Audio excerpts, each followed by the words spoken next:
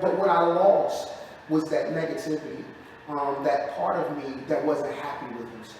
Right. That part of me that, overly extended himself because I thought the way to my salvation was making others happy. No, I have to take care of myself first so that I can be effective at trying to make others happy. Right. And if you don't do that, what you do is just compound your issues and your problems for later. Exactly. I get concerned now because we're dealing with this pandemic, but no one wants to talk about really what the issues are. Right. And one of the things that I think people don't think about is it's not about the virus, it's about the inadequate health care. It's about the inadequate health choices that we make too. Those of us that smoke, those of us that drink, Right. those of us that eat in excess, those of us that have hypertension but are not Right. properly doing what needs to be done to Right. curtail that. People who have problems with their circulation. There are a lot of things. Hell, all you gotta do is sit down now and turn on any TV channel and watch the news, watch a show, and pharmaceutical commercials come on for every ailment, everything. If you need a memory, we used to have to, with sister, the biggest health thing was know your status, right? Yes. Now they got a Yes. drug that you cannot even detect that you have HIV. Right. And then we sit talking about positive cases of PRC Right. testing. Come on, Right. man. So what I would encourage people to do is, if this is because this is a way of life. And in that way of life, there are going to be some things you have to do, just like if you go to rehab. Yes. There are going to be some people, places, and things you have to turn off. Right. Exactly. You know what I'm saying? Exactly. I still love. I'm not supposed. I love a steak. I love a lamb chop. Right. I love a nicely cooked steak. However, what I do is I hang around vegans now, Oh, okay. and I watch how they eat. And Okay. from time to time, I try what they try. Some of it's good. I have friends that introduce me to different things and different foods. So I had to broaden that around because I remember when I was with my other boys, we had steak, fries, potatoes, drink beer, whatever it was. That wasn't healthy living. Right. And then on top of that, you eat that way and then you're not exercising. Right. You understand what I'm trying to say? No. I do understand because I've been there and everything. I know exactly what you're saying. Yup. And how we take care of ourselves is real important, and I think the mental part is so important as well because I say to people, we don't look like what we go through. Exactly. Isn't that something? Sister, you are absolutely right. Yes. You are so right. Like I said, the person said, I liked you better when you was fat. Right. I was going through something. Exactly. I was going through something. Right. So, right. And it's like, also, Sister Bay, one of the things that, before, we end, what I want to say is, to all my brothers and my sisters out there, it is okay to be vulnerable. Yes. It is okay to surrender. But what I encourage you to do first, not surrender to the situation, be vulnerable to your situation. Surrender and be vulnerable to and with God. Mm. And once you do that, and be specific in what it is that you're asking God for, because He's going to give it to you. He gave it to me. Yes. So sometimes you're given what you ask for, so you'll know it's not what you need. Sometimes you're given what you want, so you'll know it's not what you need. Right. So, in understanding that, I just want people to realize that there are people who are going through what you're going through. It is not the end of the world. Exactly. No one should ever make you feel ashamed about your physical appearance or Right. anything. Right. I have grown to the point though now, especially with my families and my loved ones, I'm very matter-of-factish though when I talk about health, especially about weight gain Yes. and weight loss. Right. I am very matter-of-factish. I come off sometimes like a drill sergeant because you have to. Because if I don't motivate you, Yeah. especially if someone believes that I'm an example, then God's going to hold that against me. Right. And I should be, if I'm going to be an example, in that regard for other people such as yourself, when you said you noticed or whatever, then I need to expect that and encourage that from my family and my other loved ones. Right. Some days I'm good at it, some days I'm not. But everything's a process. Everything is a process. As long as we're living, That's right. we're growing and growing. That's right. So it's all a process. That's right. And what I think also too is that people need to understand nutritional value. Yes. And I'll never forget, I was at Maurice one time during June. Yes. And a friend of mine, we went to St. Benedict's together, Keithway Miller, he was doing a cookbook. And one of the things he talked about was our diets.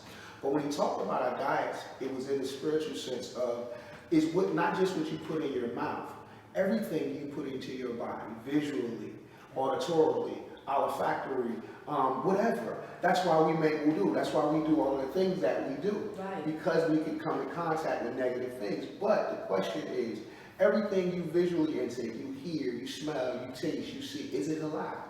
Does it mean your body good?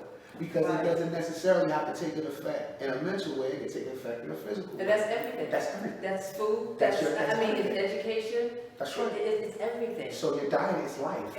Right. So you have to, like the message said, the Honorable Elijah Muhammad said, you got to eat to live. Right, that's right. Well, let me ask you a question now. You're off all your medications. Yes. Okay. I didn't do it. No, right. That's okay. It's a win. It's you got a win out here. Maybe that's God telling me I need to check my blood pressure.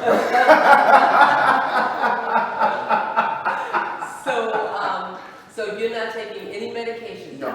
All right. So that's a blessing because I don't take medication either. Right. It's just vitamins and right. and just trying to eat right and everything. Right. But you said something that I think was important, that when people see you, they see really the new you. Right. And seeing the new you is giving that person the inspiration that if you did it, I could do it too.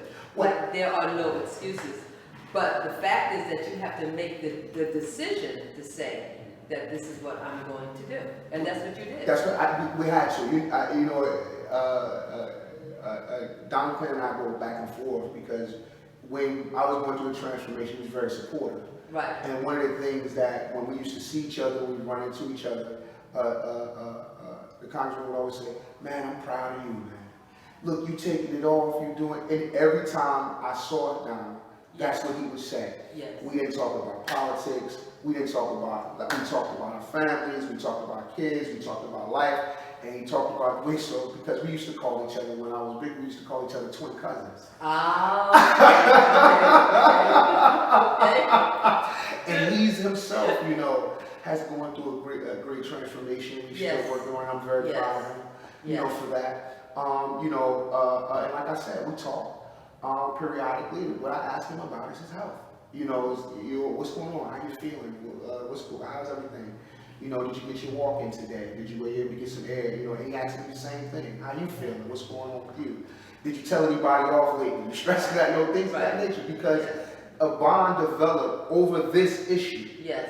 You understand what I'm saying? That even like when we talked earlier about how the powers that be before us tried to make us all tribal against one another. Yes. God had a bigger purpose for me and him to have a relationship, me and you to have a relationship. Right, exactly. Me and down like that. Exactly. Me and a bunch of other people to have a relationship. Exactly. You understand what I'm saying? Right. To focus on what it is, and it's about building each other up and about helping one another. So we always say each one teach one, but what are we teaching? Yes. And we have to teach each other self-love, self-care, and self-rejuvenation. So then, because we're winding up now. Please. First of all, you see that we can do no 10 minutes. Yes, ma'am. I thought it was only 10 minutes. She said, "No, it's a whole." I'm sorry. Okay. Never all this information. But what is the message that you would have for the audience? What would you say to them about the health and just about health is really overall, because we don't forget the financial health. That's right. Is That's important right. as well. Yep, definitely. Well, it's funny, they are all connected, right? Yes. So what I tell, and what I would like for people to understand is, your change starts with you. Whether you believe in a higher power or not, if you just believe in the flows and energies of the universe, your transformation starts with your relationship with that. You have to take a conscientious effort. You have to make a conscientious effort and be conscious about it, conscionable about it, to say that I want to change.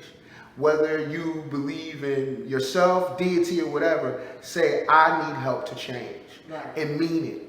And know that it's going to be a sacrifice. Know that it's not going to be easy. Know that when you change, you're going to go through many different looks and feels. And it's not going to feel good at first, because you're really changing your body from something that it's been doing for years.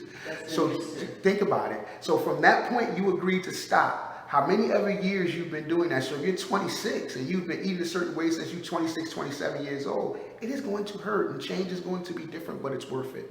I had to shrink my stomach, so on my own. So I started to start eating 1 meal a day. Okay. I did 1 meal a day for a month. And I would change each week for the 4 weeks. I would change what meal it was. So during the morning, I may have a breakfast, nice sized breakfast. Then I just drink fluids and I'm exercising the rest of the day. If I get hungry, I eat some fruits or whatever. Make sure you have your vegetables. Well, next week, instead of eating breakfast, I'm going to eat lunch this week. All right, that's going to be my 1 meal. I'll have little things in between. Have a little bowl of fruit in the morning or something like that. At night, I have your light salad and that's it. Next week, now it's dinner. I'm going to have it. So now what I have to do is load up on the fruits and the vegetables, little nuts or whatever during the first part of the day, right? Because my meal is my meal that I'm choosing, but it can't be heavy. Right. Because I'm going after this, I may go for a walk or whatever, but now it's time to let your body process everything and do what you have to do. Can you please let the audience know, in case they didn't hear it, how much weight you lost doing what you did and you came off of your medicine? I was 279 pounds. At my lightest, I got down to 175, but I felt good. But everybody said I looked like a bobblehead. So when I start doing calisthenics and working on a pull-up bar, I got back up to about 185. My heaviest that I've been back since I lost the weight was about 220. Okay. I got back down in about 2 months because I just didn't feel good, you know. Okay. I like to, you know, now I could buy a suit off the rack if I need to. I don't want to, but if I need to, I can. So, you know, it is definitely a commitment to yourself. It is a painful commitment, but it is worth it in the end. You have helped someone today by telling your story. That's why it's called Tell a Vision. Sister, thank you so much. Thank you. You are, I mean, this is wonderful. I'm so proud of you. I will be promoting your book on Voice of the People. I'm just honored that you asked me to be here today. Thank you. I want you to first read it. Yes, ma'am. I will. And I really appreciate you, and I appreciate knowing you. Thank you. Thank you for coming on Television. Thank you for having me. Thank you, and everyone. My name is Miriam Bay, and I'm the host of Television. And thank you so much for joining us today.